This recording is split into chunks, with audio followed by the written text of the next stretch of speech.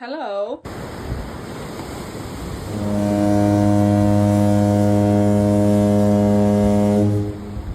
We're sitting somewhere different today. We have a new angle. It's called You're Sitting on My Stairs, and now you can see how dirty the rest of my house is. Anyways, I really hope you can't hear me playing with this the entire time we're gonna be talking, because I'm going to be violating this water wiggle while we are discussing our topic today, which is I finished that painting right there. It's done.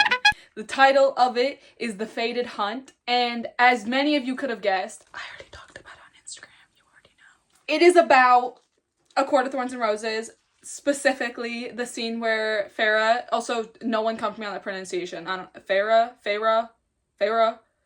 either way. Doesn't matter, it's a book, literally the characters are in my head, nobody else reads it, because it's only for me. Sarah J. Maas, actually, she wrote that for me to read. Sarah J. Maas wrote that, and then she was like, this is for you. I got a copy, and nobody else did. So, none of you really know what I'm talking about. But, it is about that book. It's about the scene where Farah is in the woods, and she shoots the wolf, who we then figure out, like, obviously he belongs to the Spring Court. And I feel weird, even, I sound like a little book nerd talking about this. But I liked that scene because it was kind of, like, a string of events of possible outcomes, and then she shot the wolf and her fate was decided for her. That's the only outcome that was going to come up that's really stupid sounding, but you get what I mean. Hopefully you get the gist. I really like reading. I really like A Court of Thorns and Roses. Obviously a lot of my paintings are inspired by fantasy books just because there's a lot to work with there, and because it's all in your head, you can kind of go anywhere you want with it.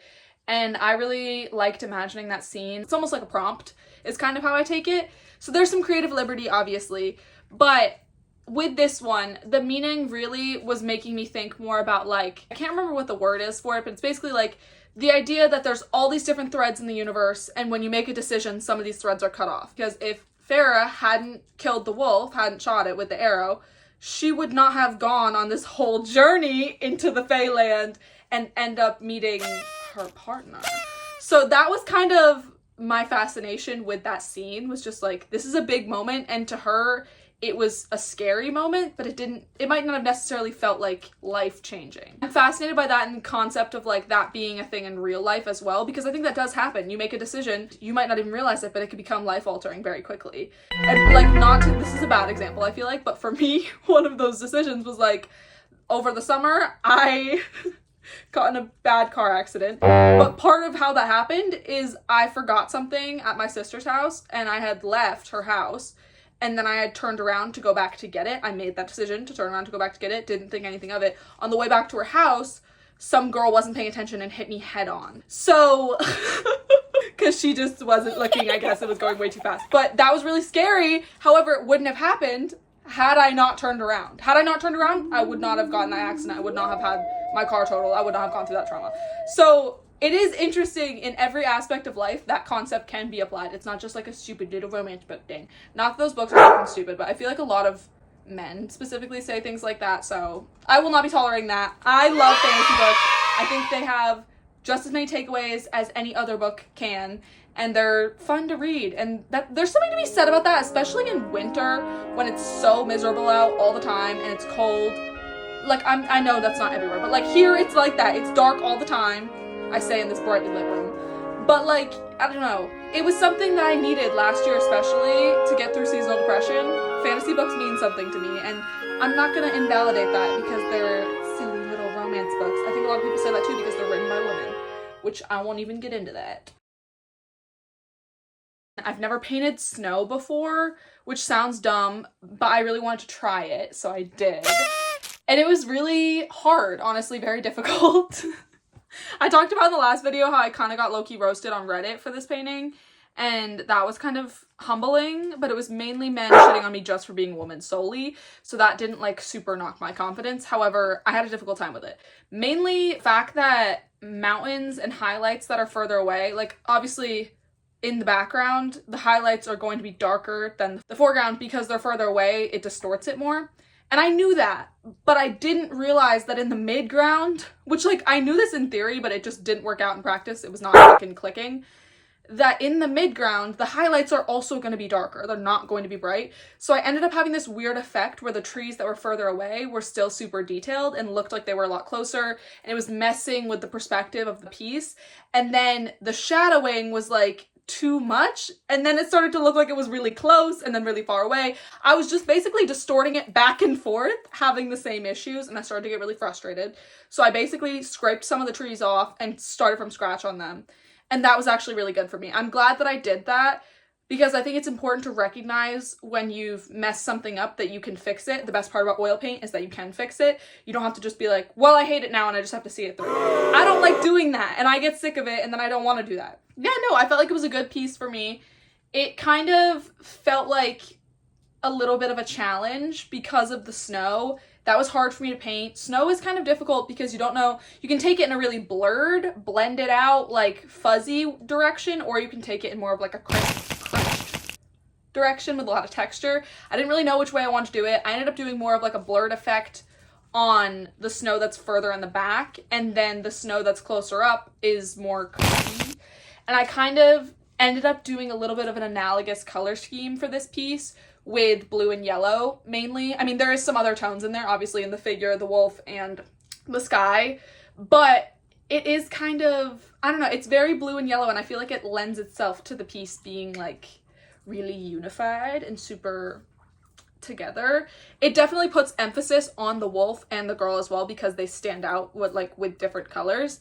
I struggled a little bit with the figure. I ended up redoing her later into the work, and then I like hated the redo because I used synthetic brushes up until this point, and I recently have discovered that I hate synthetic brushes because I just keep on having to buy new ones. They keep like literally burning out. It feels like the tips just like fray and get so bad. Even though I'm cleaning them properly and I'm like using the proper methods, they don't last, and I could not figure out why. I'm pretty sure it's just because I use synthetic brushes. So I've recently invested a decent bit of money into some, I think, sable hair and hog hair brushes. I got like a few different kinds. I got 3 new ones that are on their way. Maybe I'll do a little haul. You guys will get a haul next week when all my stuff arrives. But yeah, I'm investing in some new supplies, so I'm excited to try that. I think that was my biggest fault, not to blame the supplies, but sometimes it really can be the brush that you're using. I just couldn't get the detail because the brush was so frayed that I was trying to do these really small details and it was not working for me. I was getting really frustrated, and that was hard. But I persevered. I'm happy with it-ish. I would like to say I'm really proud of the trees. I really like the trees a lot. And I think the wolf came out good. As I talked about in the last video, there's not a lot of huge improvements from the last time I painted a wolf, so like that was a little, I feel like I could have gone more detailed there, but again, the brush dilemma, which I could always go back and do it, but I just don't really feel like doing that. It feels done, and I want to be done with it. I feel like if you look at it now, you can definitely tell why I fixed the face. Tell me if you think you can, but like, I feel like that looks significantly better than what I did, and it's meant to be viewed from further away. I'm going to insert a picture of what it looked like before. My biggest issue was the eye was too big, and now it feels more proportionate to me, so I think it was worth it to redo it. But I would understand if people didn't agree with that. However, my opinion. So, I also am really proud of these shadows in the tree with the snow. So I took on a more like saturated blue route with this, and I love it, especially because in the foreground it's not going to be desaturated. And I used a bigger square brush. I love the way it came out. I'm really proud of that. These are the trees that I was talking about with the highlights. These highlights I dulled out more. You can tell that they used to be brighter because they are further away. Obviously, they're not going to be as bright as these ones. This is the wolf. He's in shadow because of the lighting right now, which is unfortunate. But I really like him. The only thing I don't like is this highlight right there is a little bit too bright, I think, and it kind of stands out to me. But I'm gonna leave it because I think I need to be done. However, I really like the landscape. If I'm being honest, now that I'm looking at it, I honestly am not bothered by the sky being so much brighter. I think it's kind of cool. I think it adds dimension. But here's your close-up look. I'm so proud of it. I'm like really excited just to even show you guys. So I hope you enjoyed. I really enjoyed creating this piece. It kind of jump-started me on my journey of art in 2025 because it is the first painting that I completed that was an oil painting in 2025. And I'm excited for my next piece, which is technically the one behind me right there, if you see that. I feel like my pointer. If you see that painting behind me, I'm sure you could maybe guess what it's of. Actually, probably not from this far away. But it is of Saint Anne. I'm not going to try and pronounce the whole thing. but it's a church that's in Quebec that I visited, and it's actually for my painting class. It's an oil painting, but is for my painting class that I'm currently in. I convinced my professor to let me do one in oil paint. I'm very excited. And it's a landscape style piece, which is cool and very exciting. I'm happy to do that. However, it's not my next planned concept piece. My next planned piece is sketched out already on the board. I think I've shown it to you once before, but it's from a different Sarah J. Maas series. Throne of Glass is my favorite book series of all time by Sarah J. Maas. Of course, I love all of her book series, but that one specifically hits freaking hard if you've never read it before. And it is the alley scene where... I probably shouldn't say this, so I'm actually not going to tell you. I don't want to spoil the book series. Okay, go read the book series, and then you'll know what scene it is. But that's going to be coming in probably a month, maybe. I'm going to start working on it soon, but obviously I need to finish this first, and I also need that big piece that I just finished, The Fated Hunt. I need that to dry before I can put this one on there, because I don't really like tabletop easels. They're very tippy, especially my boards that I use are heavy, so it doesn't lend itself to being tabletop versatile. Yeah, I think that's where we're headed. So the piece is done. Yeah, I feel like I don't have much to say because I already talked about it in the last video, but this is technically my big reveal of that painting. And of course I'm sitting in a different spot when I'm doing my big reveal. I literally sit next to it every single video, but now I'm not. I feel like that makes it more exciting. Anyways, okay. I have to go to a dentist appointment right now, which I'm very afraid of because I'm a little baby about dental work. So I'm gonna go do that, and I hope you have a good rest of your day. Bye! I'll see you in the next one.